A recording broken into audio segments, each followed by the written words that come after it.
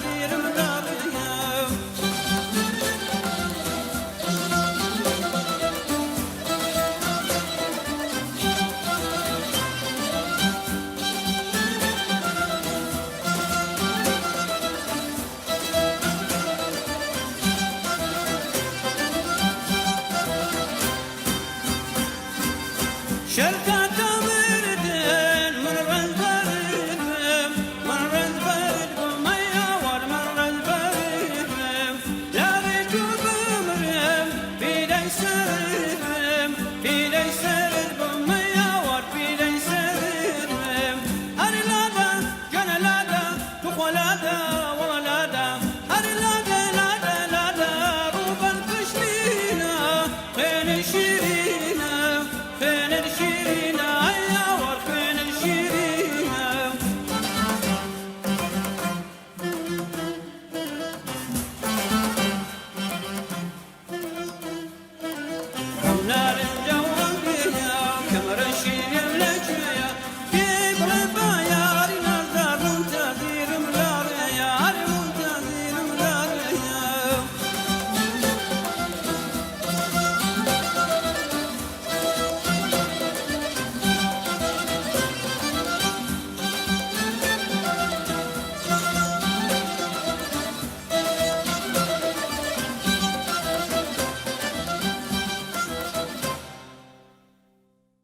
بینەرانی ئازیز، سەرەتای بەرنامەی ئەم هەفتەیەمان بە ئاوردانەوەیەک لە ژیان و گوزەرانی کۆڵبەران دەست پێ دەکەین وەک گۆشەیەک لە کوێرەوەری و ڕەنجی ئەو زەحمەتکێشانە دەخینە بەرچاو. بەردەوام هەواڵی بەرگولەدانی ئەو کەسانی کە بۆ بژێوی ژیانی بنەماڵەکانیان لە ڕووی ناچاریەوە ڕوودەکەنە کۆڵبەری لەسەر سنوورەکان ئەبینی. هاوشێوەی ئەو کارە لە سنووری سیستان و بەلوچستان لەگەڵ پاکستان بەڕێوە دەچێت کە لەوێ سوخبەریان پێدەڵێن بەهۆی ئەوە کە زۆرتر کاری ئاودیوکردنی سوتەمەنی دەکەن. هێنان و بردننی کاڵا بە کۆڵ کارێکی سەخت و دژوار و پڕ لە مەترسیە. هەڵبەت جیا لە دژواری و تااقەت پڕۆکێنەکەی ئەوەی کە زیاتر لە هەموو شتێک لەم کارەدا هەڕەشا لەم خەڵکە زەحمەت کێشە دەکات ئەو جنایەتانەیە کە بەردەوام لەلایەن مەئمورانی کۆماری ئیسلامیەوە لەسەر سنوورەکان دەدەن و لە ئاکامدا هەر جارە و ژمارەیەکیان گیانیان لەدەسەدەن. ڕەنگە بۆ کەسانێک کە ئاشنایی کەمتریان لەگەڵ سنوورەکانی کوردستان هەیە ئەم پرسیارە بێتە پێش کە بۆچی زەحمەتکێشانی ئەم ناوچەیە ڕوودەکەنە ئەم جۆرە کارە پڕمەترسیانە. لە بارودۆخێکدا کە ئاماری بێکاری لە ناوچە کوردنشینەکانی ڕۆژاوای ئێراندا نزیک دەبێتەوە لە نیوەی کرێکارانی ئامادە بەکار خەڵکی زەحمەتکێش لە ناوچە سنووریەکان کەمتر لە هەموو شوێنەکانی دیکەی ئێران شانسی دۆزینەوەی کاریان هەیە.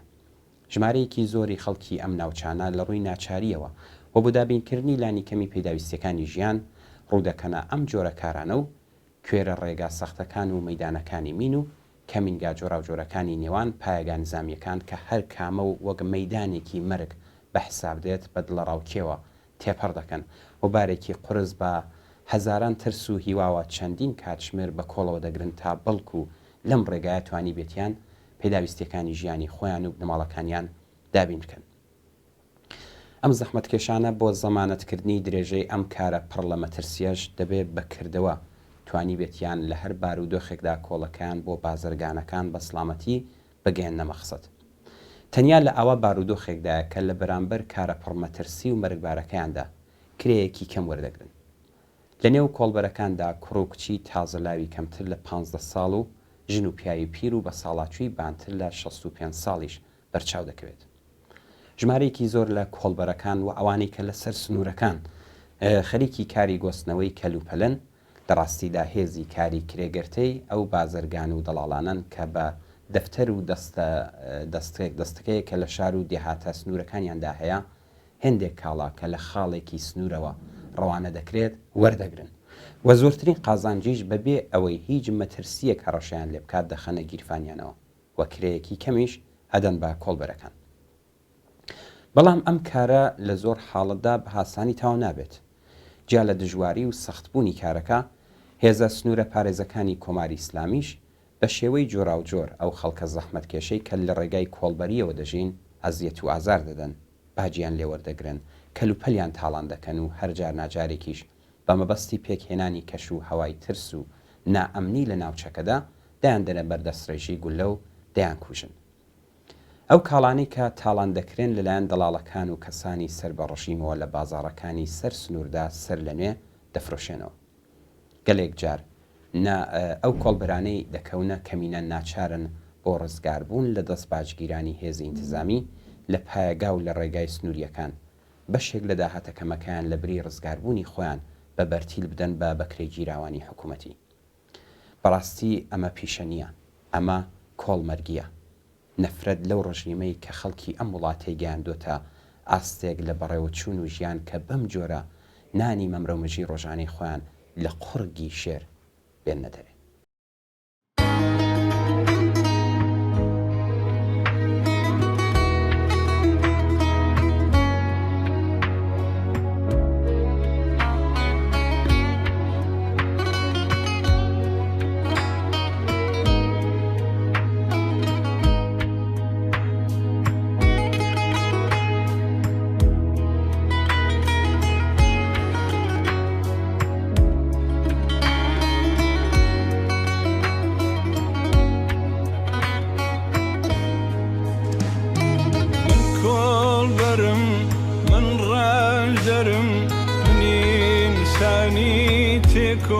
شرم من إنساني تكو شرم من عالم روت وبرسيان جيان فرمة السيان من عالم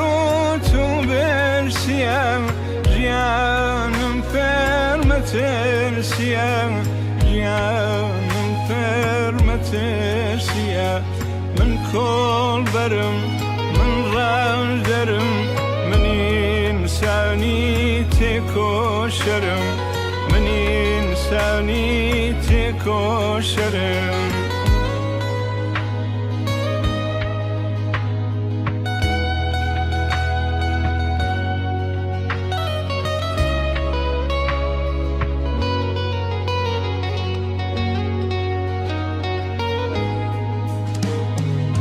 برسيتي سنور أبرم بوبار وانا لا وكسرم بوبار وانا لا وكسرم أتشم بقي الشوازنا بقي دنيا كي بيدنا أتشم بقي الشوازنا بقي دنيا كي بيدنا بقي دنيا كي بيدنا من كل برم من رال درم من إنساني تكوشرم من إنساني تكوشرم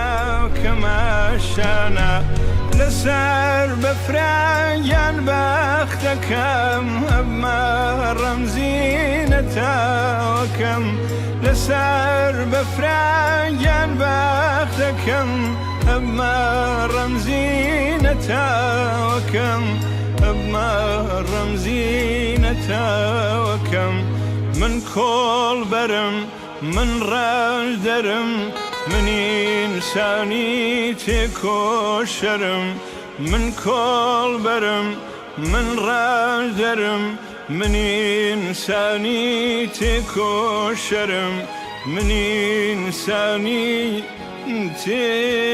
تكوشرم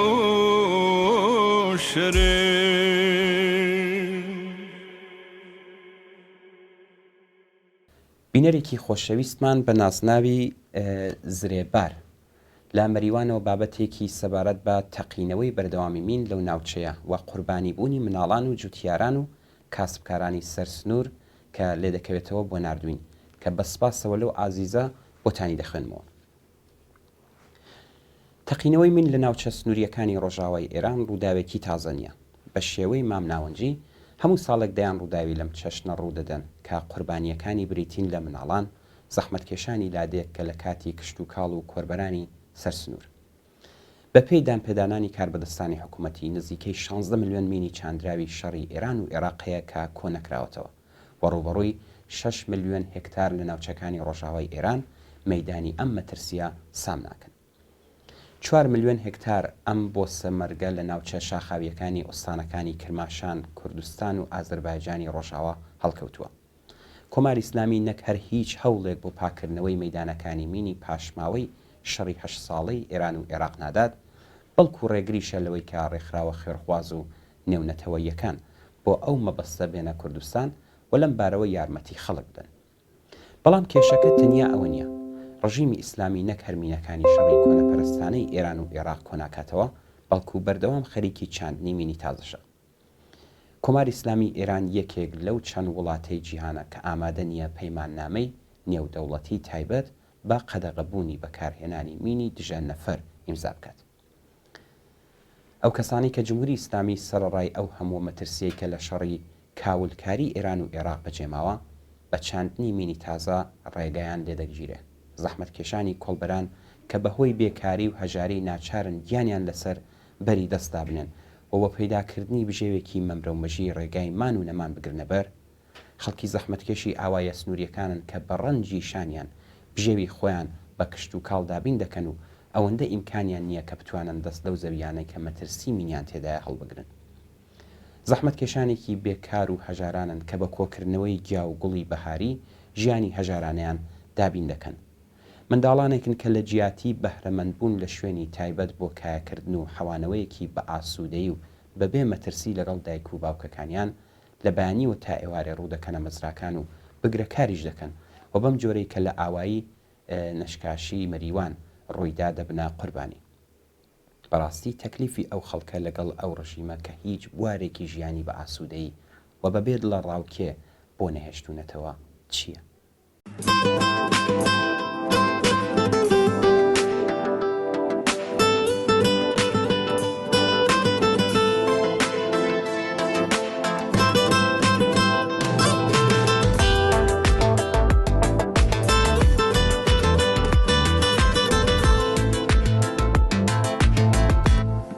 أمرك هوا عندي دلدا ونقولي من برواك دلم بشرين قلدا نقولي من صدقم شبنا غمي بكنيني تدبش به باراني بزت باخي بهارا نقولي من باراني بزت باخي بهارا نقولي من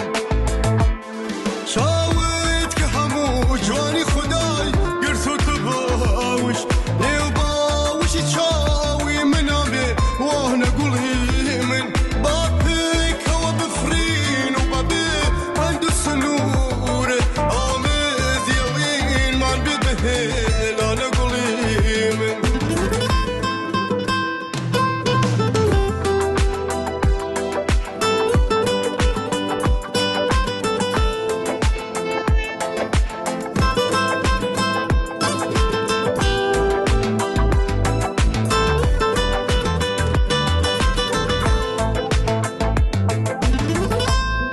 أمرك هوا عندي دلداه نقولي من برواك دلم عشرين قلدان نقولي من صدقم شهر نغمي بكنيني تدبش به باراني بزت باخي بهارا نقولي من باراني بزت باخي بهارا نقولي من بسي تلني ودستي منا شي من الدنيا كان باخت ورم هودلو بي ما نقول هي من لو جينا كرام وردو بي هصفريتو دل جار نسجارة بشيمانا قولي من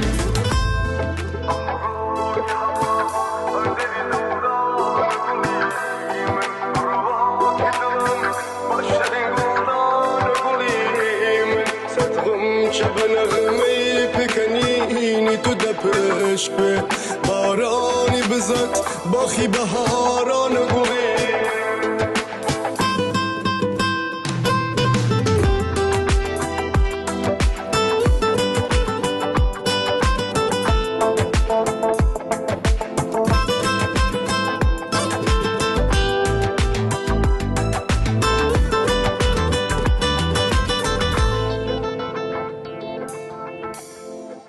بینەرێکی خۆشەویستمان بەنازناوی سەتار لە ناوچەی ژاوەڕۆی سنەوە لە نامەیەکدا بۆ تەلەڤیزیۆنی کۆمەڵە نووسیوێتی بەرپرسانی ڕژیم لە کوردستان ئیدعا دەکەن کە بە قەولی ئەوان زێدی انقلاب ڕێگەی نەداوە بۆ ئەوەی کە لە کوردستان ئاوادانی بکرێت و پرۆژەی خزمەتگوزاری بەڕێوە بچێت.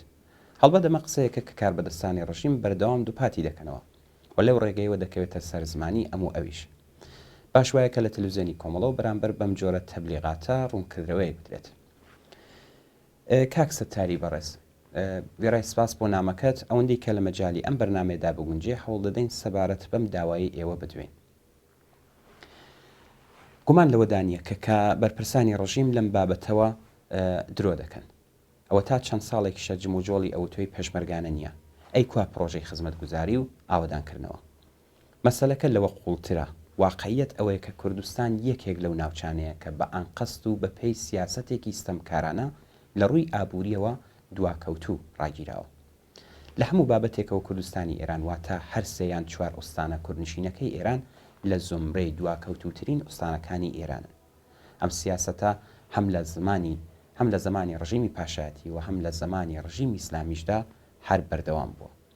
لە کاتێکدا کە خەباتی چەکداریش لە کوردستان نەبووە، سیاسەتی ڕژیمەکان هەر ئەوە بوو. لەگەڵ ڕووخانی ڕژیمی پاشایەتی لە ئاکامی شۆڕشی 1357 خەڵکی ئێران، خەڵکی شۆڕشگەر لە کوردستان زۆریان هەوڵیاندا بۆ ئەوەی ڕەوتی ڕووداوەکانی دوایی با جیهەتێکی هێمنانەدا بڕوات و شەڕ و خوێن ڕشتن لە گۆڕەدا نەبێت. بەڵام ڕژیمی ئیسلامی کە چاوی بە هیچ تروسکاییەک لە ئازادی هەڵنەدەهات و لە هەمان کاتدا خاوەنی بیر و بۆچوونێکی شوێنستی دژ بە کوردیش بووە، پلانی لە خوێنوەردانی کۆمەڵگای کوردستانی داڕشت و پەلامارێکی هەمەلانەی دەڕەندانەی هێنایە سەر خەڵکی کوردستان. کۆمەڵە بە دەرکردنی بڕیاری مقاومەت ڕێگایەکی بە خەڵکی کوردستان نیشاندا کە لە هەمان کاتدا کە شەرافەتمەندانە و سەربەرزانە بووە هۆی ئەوەی کە خەڵکی کوردستان بە مقاومەتی خۆیان زەرەر و زیانەکانیشیان کەمترکەنەوە. لە گەرمەی شەڕی ئێران و عێراقدا و لە حاڵێکدا کە ڕێکخراوی جیهادی سازەندەگی بەشێکی زۆر لە هێز و توانای خۆی ڕاستەوخۆ بۆ خزمەت بە بربەرەکانی شەڕ بەکاردێنا. بۆ نمونە ئەگەر جادەیەکی بۆ ئاواییەکی دوورکەوتوو کوێستانی ڕادەکێشە، مەبەستی نظامی هەبوو. بارحاڵ هەر بە بۆنەی ئەوەی کە جاروبار پرۆژەگەلێکی گەلێک بچووکیشی لە زەمینەی ئاوەدانکردنەوە بەڕێوە دەبرد، کەلوپەل و ماشیناڵاتی تایبەت بەم ڕێکخراوەیە نەدەبوونە ئامانجی ئەمەلیاتی هێزی پێشمەرگەی کۆمەڵە و پارێزرا بوو. خەباتی هێزی پێشمەرگەی خەباتێکی دابراو لە خەباتی جەماوەری بۆ باشترکردنی بارودۆخی ژیانیان نەبوو. پێشمەرگاتی لە ڕاستیدا خەباتەکەی ئەوانی تەکمیل دەکرد. ئەو خەڵکەی کە ماهیەتی سەرکوتگەرانەی ئەم ڕژیمە دیکتاتۆر و مەسەبیە دەناسن، دەزانن کە چکۆلەترین ئیسلاحات و ئاوەدانکردنەوەیەک نەبووە کە بە جۆرێک لە جۆرەکان لە ئاکامی خەبات و ناڕزایەتی دەربڕینی خەڵک ناتبێتەکەیەوە. ئێستاش کەمنین ئەو خەڵکەی کە لەسەر ئەو باوەڕن ئەگەر خەباتی پێشمەرگانە نەبووایە، ئەو بڕە ئیسلاحاتش کە لە ئاوادانکردنەوەی ئاواییەکانی کوردستان کراوە بە دڵخوازی کۆماری ئیسلامی نەدەکرا. هەر ئێستا زۆربەی ئەو پرۆژانی کە لە کوردستان بەڕێوە دەچن لەژێر کۆنتترۆلی سوپای پاسداراندا. دام و دەستگای ئیداری لە کوردستان بەبێ پرس و ڕەزامەندی سوپای پاسداران بۆیان نییە چکۆلەترین پرۆژەش جێبەجێ بکەن.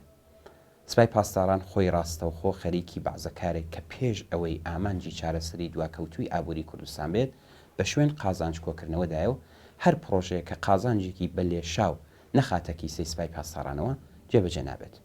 باجارە لەوەش بگەڕین کە گەورەترین و پڕداهاترین پرۆژە بۆ سوپای پاسداران بڵاوکردنەوەی موادی مخەدر لە کوردستان و هەناردەکردنی لە ڕێگای کوردستانی ئێرانەوە بەرەو هەرێمی کوردستان لە عێراقە. ئەو پرۆژەیە کە ئەگەر بۆ سوپا داهاتی بێسنووری تێدایە بۆ خەڵکی کوردستان ماڵوێرانی و دەهێن ئازاری کۆمەڵایەتیشی بە شوێنەوەیە.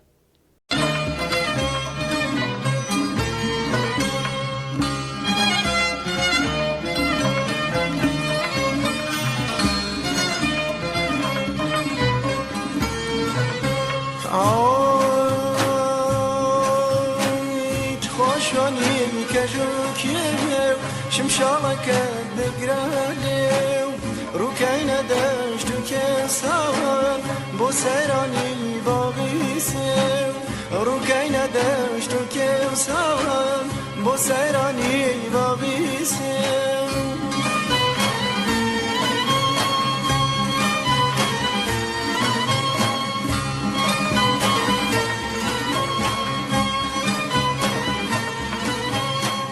أسيري بندي داوم بابولي باشكاوم نالي دمي وراني في المستند لتشاوم نالي دمي وراني في المستند لتشاوم نالي دمي وراني في المستند لتشاوم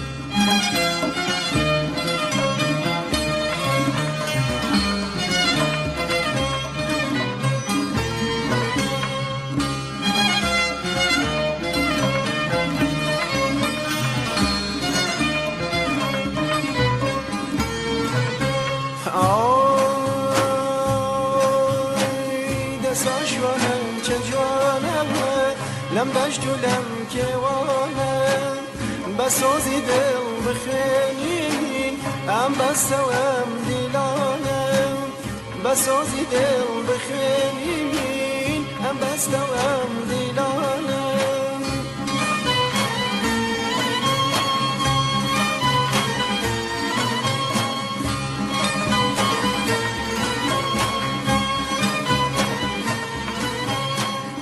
اسیری بندی داوم پولی باش کامم نالای دمی ورانه فیلستینید لچامم اسیری بندی داوم پولی باش کامم نالای دمی ورانه فیلستینید لچامم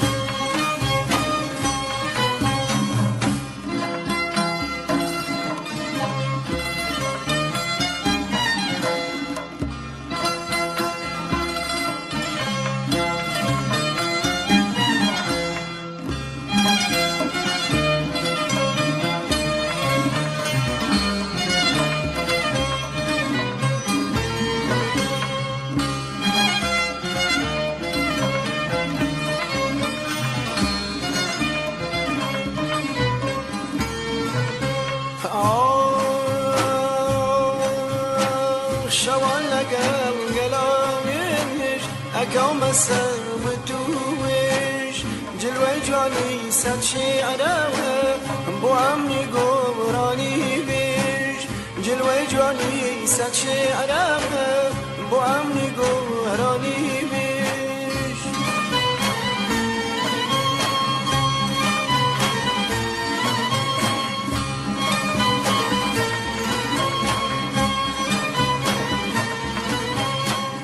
دستاشانم چه جوانم لم دشت و لم کیوانم بسازی دل بخوین ام بستوام گیلانم دستاشانم چه جوانم لم دشت و لم کیوانم بسازی دل بخوین ام بستوام گیلانم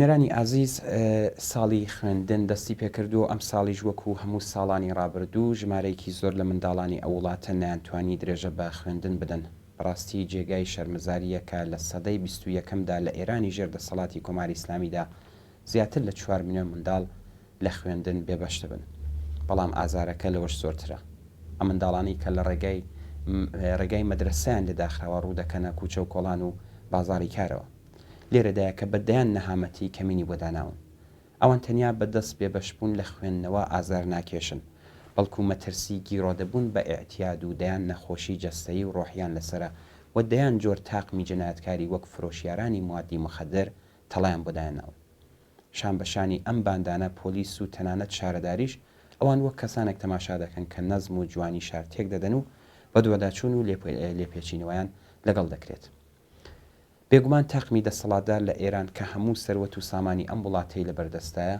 بە تەرخانکردنی بەشێکی کەم لە سەروەت و سامانە کە دەتوانێت گرفتی منداڵانی بێبەش لە خوێندن لە وڵاتە چارەسەر بکات بەڵام ئەوان بۆ چارەسەری ئەم گرفتە کۆمەڵایەتیە و دەیان موسیبەتی دیکەی کۆمەڵایەتی کە خوڵقێنەرەکەی نیزامی گەندەڵی سەرمایەداری و کار بەدەستە دز و جەنایەتکارەکانی کۆماری ئیسلامین خۆیان بە بەرپرس نازانن سەروەت و سامانی ئەم وڵاتە بۆ پرۆژەی تەسلیحاتی و پەرەپێدانی هێزی سەرکردگەر بۆ پەرەپێدانی خوڕافات و کۆنەپەرستی وە ژیانی خەیاڵی خۆیان و ئاغازادەکانیان بە ملیاردها سەروەت و سامانی ئەو وڵاتە و بەرهەمی چەوساندنەوەی ملیۆناکرێکار سرف دەکەن کەچی بەم جۆرە لە وڵاتێکی وەک ئێراندا ملیۆنها منداڵ لە خوێندن بێبەش دەکرێن.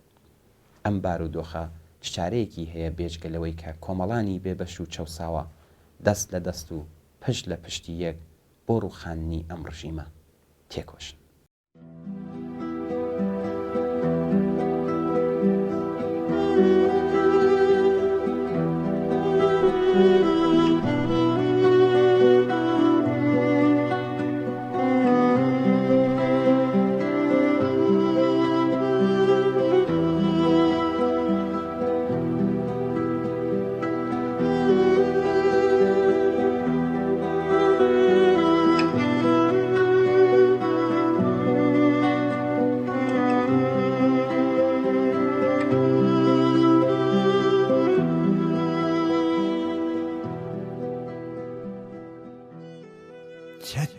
چترێکی کونکون و داغان چترێکی کونکون و داغان هەواش جمکوتە لە باران دوو دەستی بچووکی تەزی و سیگار فرۆشی سەر خیابان کۆڵێ پڕ لە کۆڵەوەری ژینێ چەماو لە ژێر باری ڕێگای پڕ لە مین و تیر پشتی خوڵقاو بۆ کۆڵبەری تفلەم ژینە تفلەم ژینە جەنایەت چەندە ئاسانە پڕگیرفانێ نانی برسی منداڵانی کوورەخانە منداڵانی خیابانی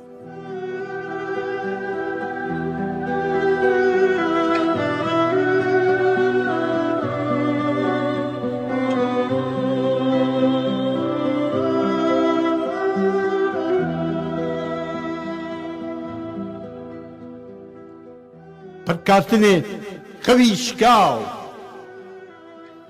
پڕ کارتونێ خەوی شکاو پڕ کراسێ پیاوی ڕووخاو ئەسمان ڕێفێکی بێکار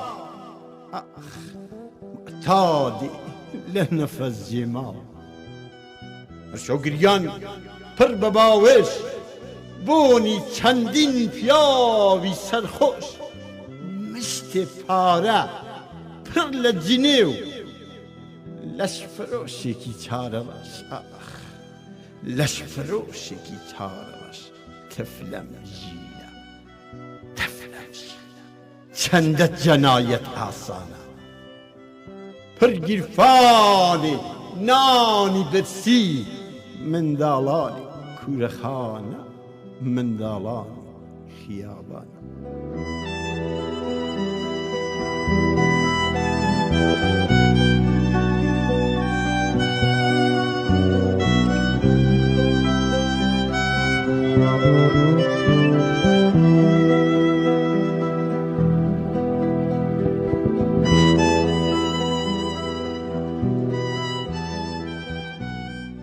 سەری سەودای نادیارە سەری سەودای نادیارە دنیا خەوتوو ئەو بێدارە پڕ لە هاواری خنکاو سەری ئامادەی سێدارە سەری ئامادەی سێدارە ژیان لێرە زۆر گرانە ژیان لێرە زۆر گرانە تەنیا مەرگەکە هەرزانە تەنیا مەرگەکە هەرزانە جغرافیایەکی ژێر چپۆک ئەمە خاکی کوردستانە تفلەم ژینە تفلەم ژینە جەنایەت چەندە جەنایەت ئاسانە چەندە جەنایەت ئاسانە پرگیرفانێ نانی برسی منداڵانی کوورەخانە منداڵانی خیابانە.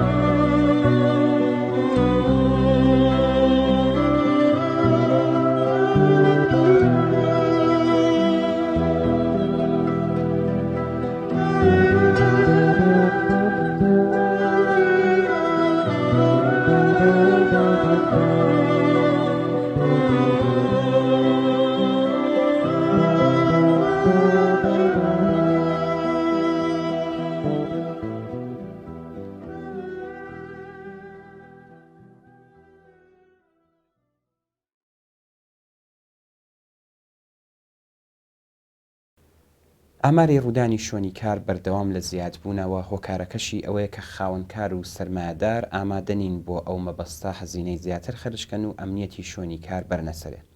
ئەگەر وەک ئەوەی کە خاوەنکاران دەڵێن کەمتەرخەمی کرێکاران هۆکاری ئەم ڕووداوانەیە، بۆچی لە سەرچاوی ئەم کەمتەرخەمیانە ناکۆڵدرێتەوە و لەناو نابرێت؟ گریمان ئەم ئیدعای خاوەنکاران لە بابەت هێندێک لە ڕووداوەکان ڕاست بێت، بەڵام دەستبەجێ دەبێت ئەم پرسیاریان لێ بکرێت کە بۆچی کرێکار کە وەک هەر ئینسانێکی دیکە گیانی خۆی بەلاوە خۆشەویستە بە ئیرادەی خۆی و بەرەو پێشوازی مرگ دەچێت؟ ئایا کەسانێک ئەو پرسیارە لە خۆیان ناکەن کە بۆچی کرێکاران لە ئاسپاراستنی گیانی خۆیان کەمتەرخەم دەبن؟ ئایا کەمتەرخەمی کرێکاران بۆ هیچ هۆکارێک ناگەڕێتەوە؟ ئایا تەنانەت هەر ئەم کەمتەرخەمیە بە دەربەست نەبوونی خاوەنکاران و دەوڵەت لە حان تەندروستی و ئەمنیەتی گیانی کرێکاران ناسەلمێنێت؟ لە ڕاستیدا زۆربەی هەرە زۆری ڕووداوەکانی شۆنی کار دەکرێت پێشیان پێبگیردرێت بە مەرجێک یەکەم سەرمایەداران ناچار بکرێن کە ڕێو شۆنی ئەمنیەتی شۆنی کار لانیکەم بەپێی ئیستانداردە نێونەتەوەیەکان لە بەرچاو بگرن. دووهەمیان یاسا سزای قرس بۆ لە بەرچاو نەگرتنی ئەو ڕێوشۆنانە دابنێت. وە سێهەم ئەوەی کە ناوەندە کرێکاریەکان بە مەبەستی کۆنتڕۆڵ بەسەر چۆنیەتی بەڕێوەچوونی ئەم بابەتانە چاودێری بەردەوامیان بەسەردا هەبێت. بەڵام لە ئێرانی ژێردەسەڵاتی کۆماری ئیسلامی یاسا خۆی یەکێکە لەو ئامرازانەی کە لە دژی کرێکاران بەکاردێت. جگەلەوەش خاوەنکاران ئیمکاناتێکی زۆریان لەبەردەستدا تا ئەگەر یاسایەکی نیوە چڵەش لە بەرژەوەندی کرێکاراندا هەبێت بتوانن بە ئاسانی لی تێپەڕ بن و خۆیان لە هەر چەشنە بەرپرسیارەتیەکی لە بەرامبەر کرێکاری زیان لێکەوتوو بدەستنەوە. جگە لە هەلومەرجی نائەمنی شوێنی کار کە بەردەوام هەڕەشە لە گیان و تەندروستی کرێکاران دەکەن، نەبوونی خزمەتگوزاری دەرمانی پێویست هۆکارێکی دیکەیە کە دەرەنجامەکانی ڕووداوی شوێنی کار زیاتر دەکات. ژمارەیەکی زۆر لە کرێکاران ناتوانن بۆ قەرەبووکردنەوەی زیانەکانی سەرچاوەگرتوو لە ڕووداوی کار لە بیمەی کۆمەڵایەتی بەهرەمەند بن. لە هێندێک بابەتیشدا کە کرێکار بتوانێت ئیدعای قەرەبووکردنەوە بکات، خاوەنکار هەموو هەوڵێک دەدات بۆ ئەوەی کرێکارەکە بە کەمتەرخەم و تاوانبار لە قەڵەمدات و بەم بیانەوە لە دانی هەزینەی نەخۆشخانە خۆ بگوێرێ کە یاسا دژی کرێکاریەکان لە زۆریەک لەم بابەتانەدا بەهانای خاوەنکارەکانەوە دێن. خاوەنکاران بەهۆی ڕووداوەکانی شوێنی کار دەبێت بکەونە بەر لێپرسینەوە و دادگایی بکرێن.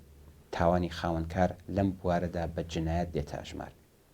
کرێکاران و بنەماڵەکانیان نەتەنیا دەبێت لە بەرامبەر ئەم جۆرە ڕووداوانەدا قەرەبوو بکرێنەوە، بەڵکو سەرمایەداران کە بەهۆی قازانجپەرستی خۆیانەوە لە دابینکردنی ئیمکاناتی ئێمەنی خۆیان دەپارێزن، دەبێت لە دادگا جنایەتیەکاندا حتمەن دادگایی بکرێن.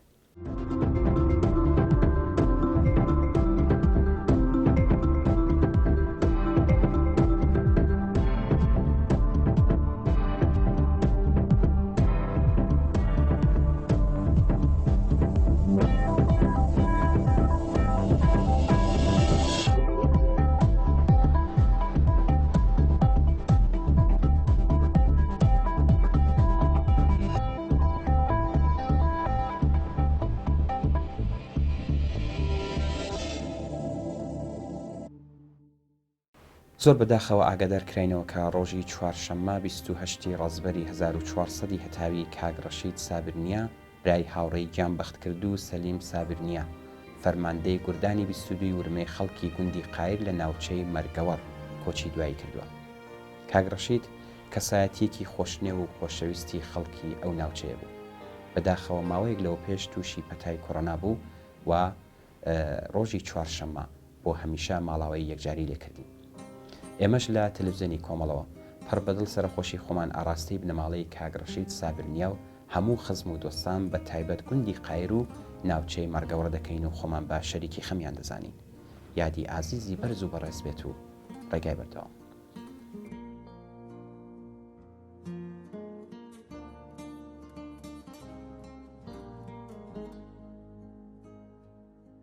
زۆر بەداخەوە ڕۆژی دووشەممە 26 ڕەزبەری 1400 هەتاوی کاک غوڵام عەلی یوسفی باوکی هاوڕێی گیانبەخت کرد و مدریک یوسفی ناسراو بە مدریک پاڵنگنان بۆ هەمیشە ماڵاوی لا ژیان کرد.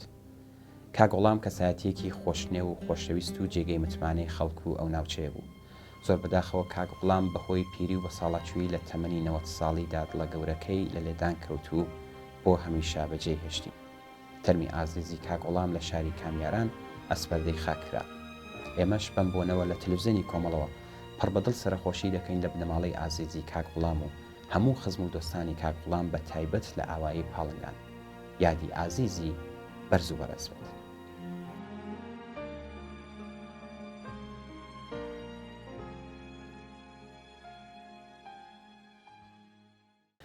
بەڵە بینەرانی ئازیز بەم جۆرەش هاتینە کۆتایی بەرنامەی ئەم هەفتەیە ئێمە و بینەران زۆر سپاس بەوەی کە تا ئێستا لەگەڵمان بوون.